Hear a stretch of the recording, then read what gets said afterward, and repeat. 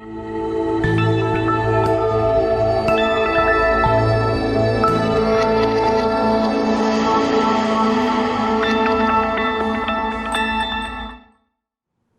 here with Traci Sorrell, author of Classified, The Secret Career of Mary Golda Ross, Cherokee Aerospace Engineer. Traci, welcome to AASL National. Oh, well, thank you.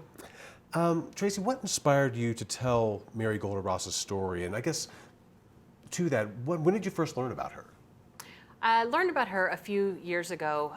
The Cherokee Nation, which I'm a citizen of, and Mary Golda Ross was a citizen of, has a TV series on OCO TV. And they did a spotlight on Mary Golda Ross.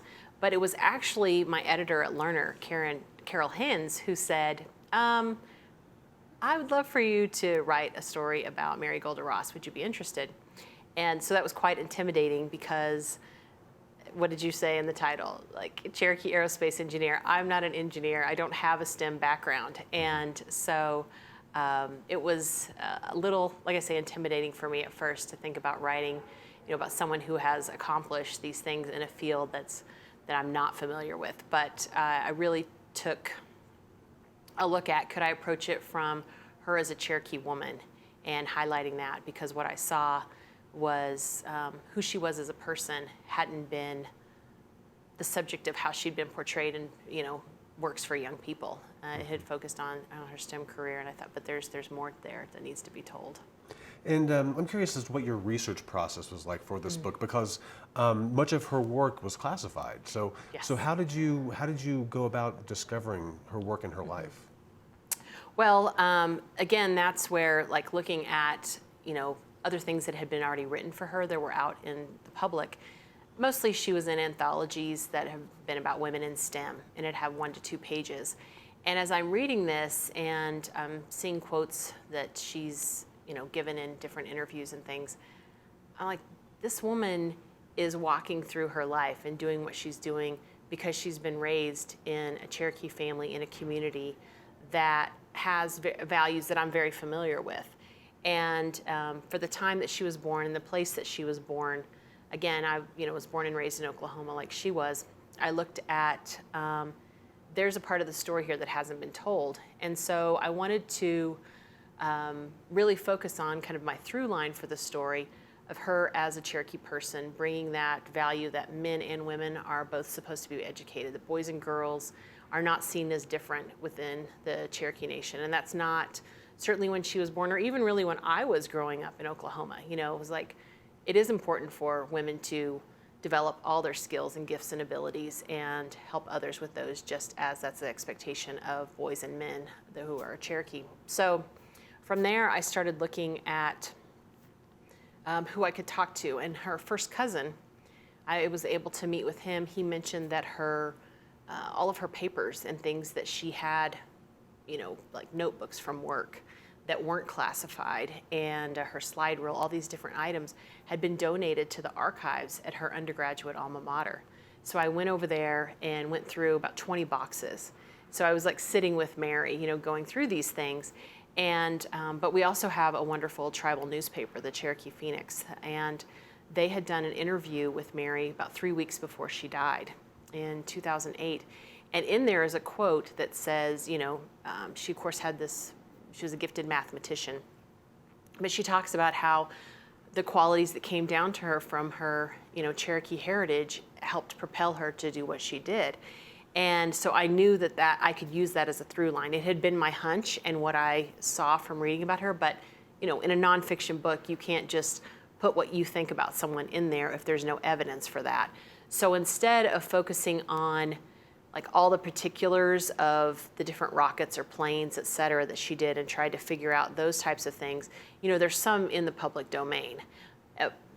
So I did talk about how she helped write a interplanetary travel manual for NASA about traveling to Mars and Venus, and how she had worked on helping to put a man on the moon, through the Apollo missions and things. And so there are some things that are known, but I really looked at who was Mary and the values that she had been raised with, and how those helped her be the first female engineer for Lockheed Corporation and the first Native American female engineer in the United States, which, are both trailblazing accomplishments, but more importantly, her legacy of bringing other Native Americans and women into the STEM fields and encouraging them to pursue careers in math and science and engineering. And you've touched on this just a little bit now, but can you elaborate on those specific values that you write about, the through line in your book? There's like 4 specific Cherokee values. Yeah. Can you elaborate on that for our viewers? So, one, like I say, is equal education for all. And another one is certainly, remaining humble when you accomplish something. That, recognizing you're not doing anything on your own. I mean, none of us from the time we're born are able to come out and accomplish things in our lives, right? Other people are always caring for us.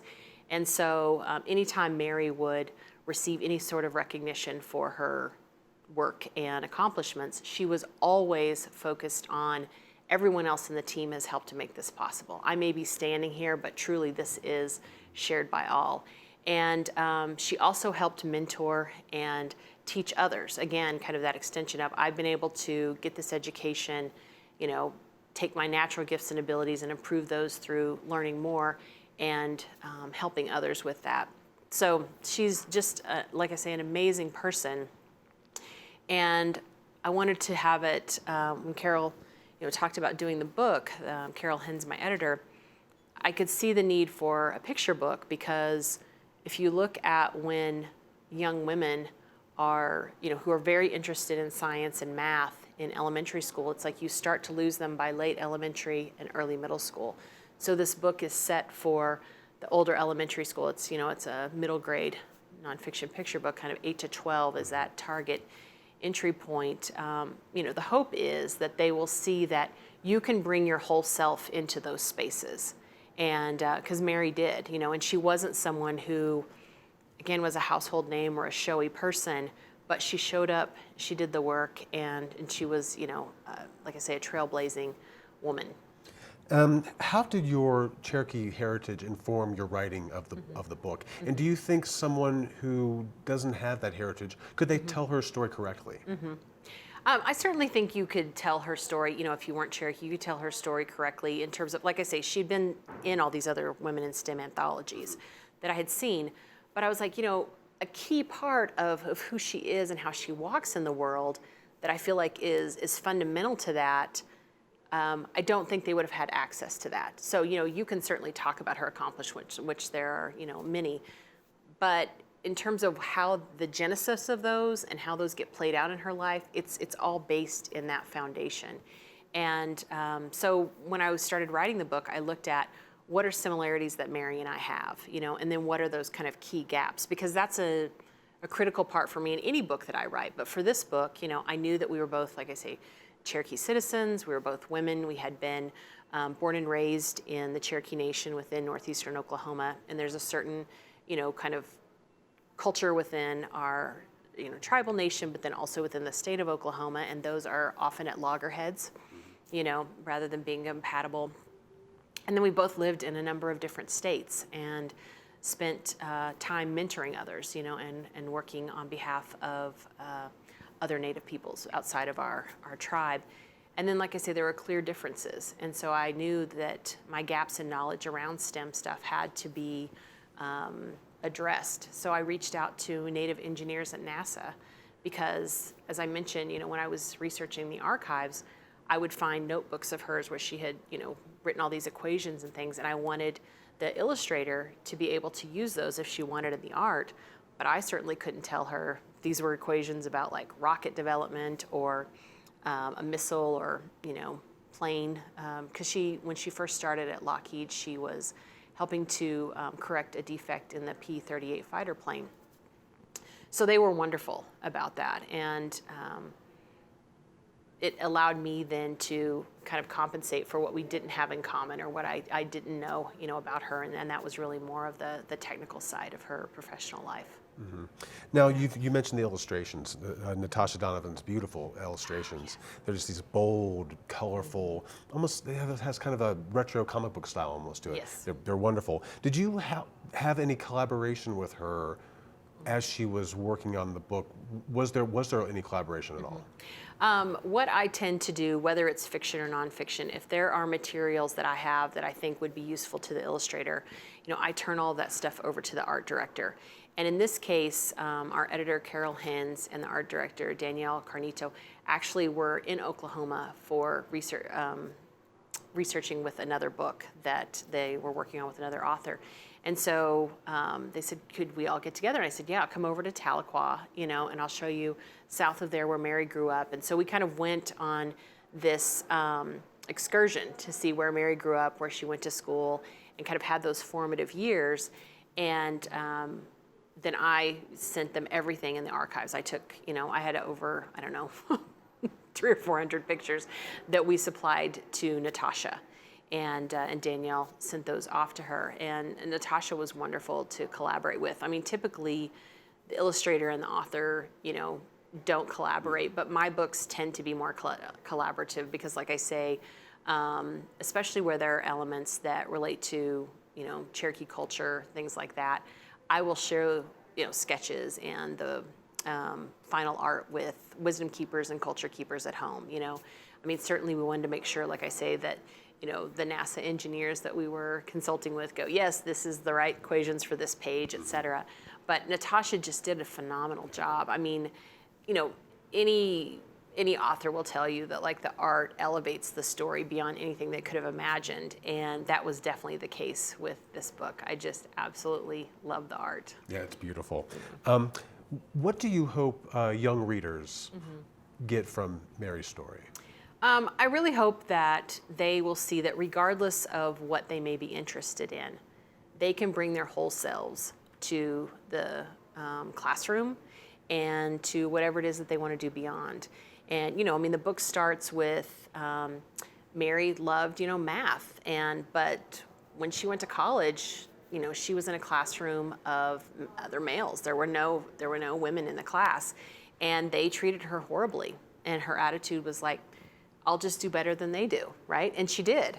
But again, that came from, her Cherokee culture of absolutely her parents, her family around her and her community saying, yes, you have a mind, you've developed it, you are absolutely, expected to get an education and you're worthy of being there. And so my hope is that other, young women and just students in general would see that whoever they are is necessary and needed, and to be that person as they walk through, all aspects of their life. And I don't think that's a message that, unfortunately, all children get, whether that's at home or in their community or at school. And so my hope is that they see that is possible. And for certainly young people that are interested in STEM and young women, that it's someone's already blazed the trail.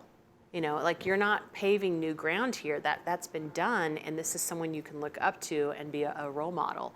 And you didn't know about her, because there wasn't this book at a younger age that introduced her. But she is absolutely someone that you can take inspiration from. Absolutely. Well, finally, we're here at AASL National. Do you have a memory from your childhood about a school library, a school librarian that really has stuck with you through the years? I spent a lot of time in my school library when I was growing up, and I went to a rural school, Title I. One of the things that I loved about my school was we had Riff Day, Reading is Fundamental, and so the whole school would have a theme. Whether it was we're going to be the town, and each classroom would have a different thing. So my classroom in third grade was the hat store, and so we had lots of different hats, and everybody wear different hats, and we'd tour. But we'd obviously go get to select a new book that time. So Riff Day was always a big deal and a big theme.